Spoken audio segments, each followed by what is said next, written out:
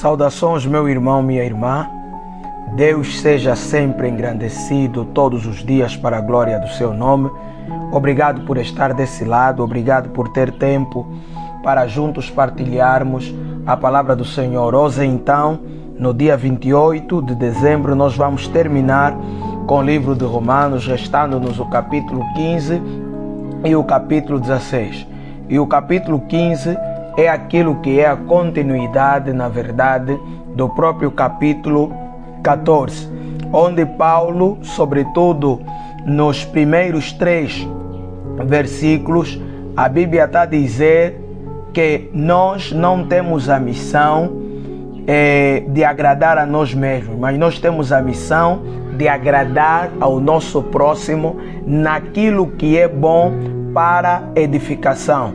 Porque Cristo não agradou a si mesmo, mas como está escrito, sobre mim caíram as injúrias do que te injuriavam. Ou seja, Cristo recebeu as nossas injúrias, recebeu a nossa dor, recebeu o nosso fardo. Por isso Paulo começa por dizer que nós que somos os mais fortes devemos suportar as fraquezas dos fracos e não agradar a nós mesmos. Suportar as fraquezas dos fracos significa compreender que aqueles que já têm muito tempo de relacionamento com Deus, aqueles que já cresceram bastante na maturidade cristã, devem servir como apoio, devem servir como uma escada, que é para que aqueles que são mais fracos comecem a crescer. Por exemplo, há irmãos que caem constantemente no mesmo pecado, há irmãs que cometem constantemente as mesmas falhas, mas talvez, meu irmão, esse não seja o teu caso. Talvez, minha irmã, esse não seja o teu caso. Por isso, você tem a missão de se juntar a estas pessoas, não para julgá-las, mas para que através de ti, essas pessoas recebam suporte, recebam a força e recebam o encorajamento para continuarem no caminho do Senhor. Porque toda a Bíblia, conforme Paulo, ela foi escrita para nós mesmos, ela foi escrita para nos transmitir a respeito de Cristo. A Bíblia declara no próprio versículo 13, que Paulo está a desejar aos irmãos que o Deus de esperança vos encha de todo gozo, paz em crença, para que abundeis em esperança pelo poder do Espírito Santo. O Deus de esperança nos lembra o quê? Nós no mundo não tínhamos esperança. Quando vivíamos uma vida de pecado, não tínhamos esperança. Ou seja, a Bíblia diz que nós andávamos desarraigados como ovelhas sem pastores. Não havia esperança nenhuma. É só olharmos para hoje. As coisas no mundo estão tão difíceis de conquistar que qualquer um que não tem Cristo, é fácil pegar uma corda, é fácil se lançar no mar do alcoolismo, é fácil jogar-se à prostituição. Enfim, para os cristãos é uma luta, mas é um bocadinho mais aliviada. Por quê? Porque ao menos nós temos Deus, a esperança viva, Cristo em nós, a esperança da glória. Essa nossa esperança não se baseia nos factos que podemos constatar, ela se baseia na plena convicção que nós temos a respeito do amor, misericórdia e da graça de Deus, que pode mudar a nossa vida e nos conceder dias melhores para a glória do seu santo, bendito e poderoso nome. E continuamos a abordagem do próprio Evangelho quando estamos a olhar para Paulo, que se apresenta como apóstolo dos gentios, Paulo que se apresenta como aquele que Deus escolheu para levar a graça da sua palavra. Porque Paulo no versículo 15 está a dizer que eu vos escrevi ousadamente, que é para vos lembrar, refrescar a vossa memória a respeito da graça que me foi dada, ou seja, quem eu era e quem eu sou hoje em Cristo. Porque Jesus Cristo lhe consagrou para que ele fosse o apóstolo dos gentios, para que ele levasse a palavra, a graça de Deus àquele povo que anteriormente não estava escolhido.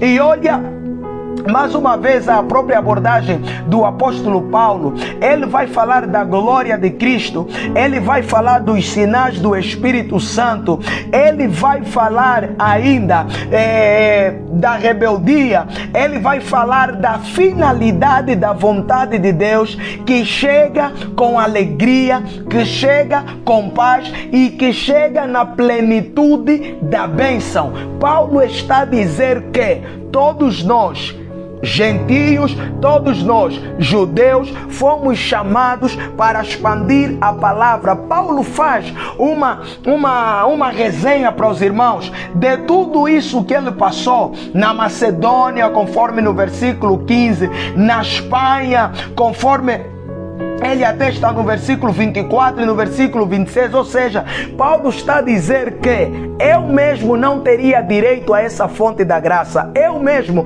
não teria direito à misericórdia de Deus, mas Ele me escolheu, Ele me capacitou para que nós juntamente pudéssemos produzir frutos de paz, pudéssemos produzir frutos de esperança, e onde quer que fôssemos chamados a ministrar, que fôssemos obedientes para cumprir a vontade do Senhor. Meu irmão, minha irmã, mais uma vez, ao terminar este capítulo, a missão aqui, a mensagem é clara: não se despreze, não se sabote, por favor. Deus te escolheu, meu irmão, Deus te escolheu, minha irmã, independente das tuas origens, do teu passado e das tuas limitações atuais. Creia que a graça de Deus superabunda em você e que esta mesma graça é suficiente para te mostrar o caminho da paz, da boa, perfeita e agradável vontade de Deus. Então, ninguém é melhor do que ninguém. Pedro não está numa condição melhor que a de Paulo. Os discípulos que conviveram com Jesus não estão numa condição melhor do que a de Paulo. Nada do que nós fazemos hoje fará Deus nos amar mais. Se nós perguntarmos a Deus se ama mais ao ímpio ou a nós, Ele vai dizer que é exatamente a mesma coisa. Mas atenção, a Ele, a nós, Deus ama e concede graça. Ao ímpio Deus ama, mas aborrece os seus pecados. Mas se este se converter, será igualmente aceite como nós um dia fomos. E entramos já para o capítulo 16, nas recomendações finais, onde Paulo fala do versículo 1 a 12, ele manda saudação para Febe. Febe era uma cristã gentia na cidade de Cencreia.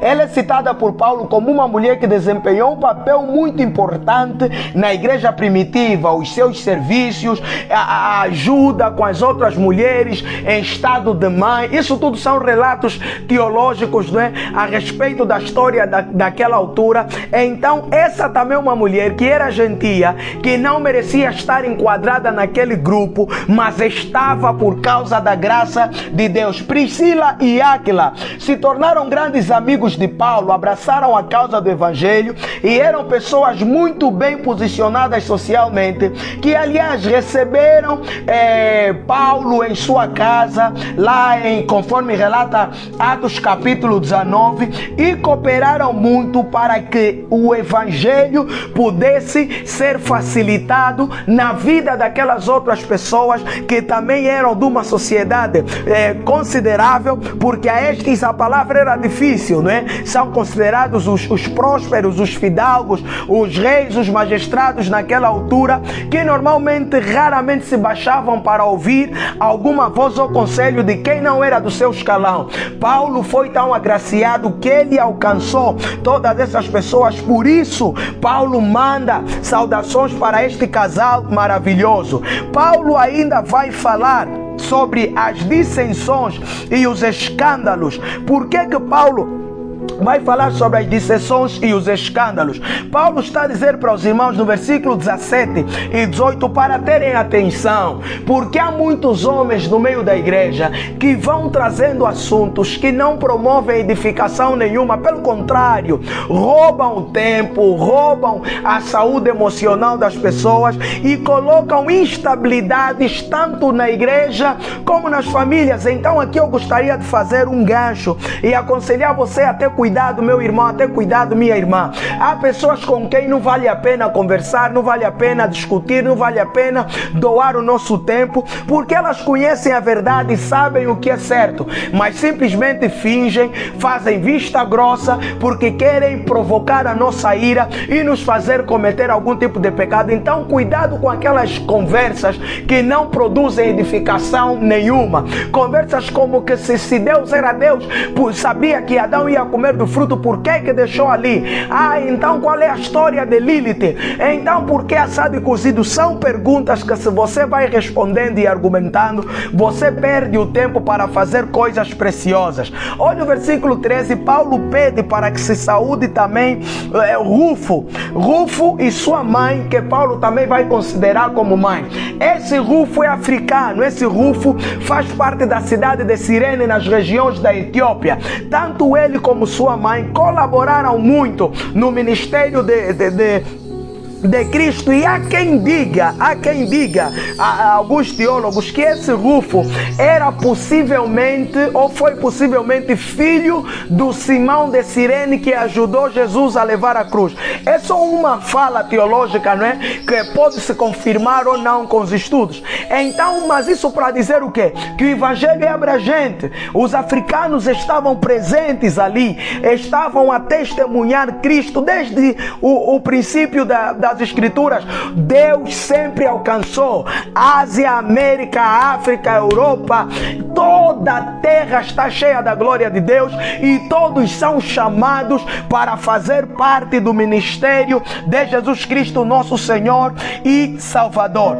Paulo está a dizer no versículo 19 que os irmãos sejam obedientes, que os irmãos sejam sábios do bem, porque nós fomos chamados para manifestar a Cristo. Não é fácil ter sabedoria num mundo como este, perverso, degradante, um mundo como este tão ocioso e tão deprimente, mas somos nós quem é o sal desta terra e a luz deste mundo. Se como cristãos não fizermos a nossa parte, que é testemunhar a grandeza de Cristo, esse mundo colapsa de uma vez por todas. Esse mundo vai sim colapsar, mas que, por favor, possamos ganhar quantos forem possíveis. E Paulo está a despertar por causa da dinâmica deste mundo. Paulo está a tranquilizar os irmãos, dizendo no versículo 20 que o Deus de paz, ele vai esmagar Satanás em breve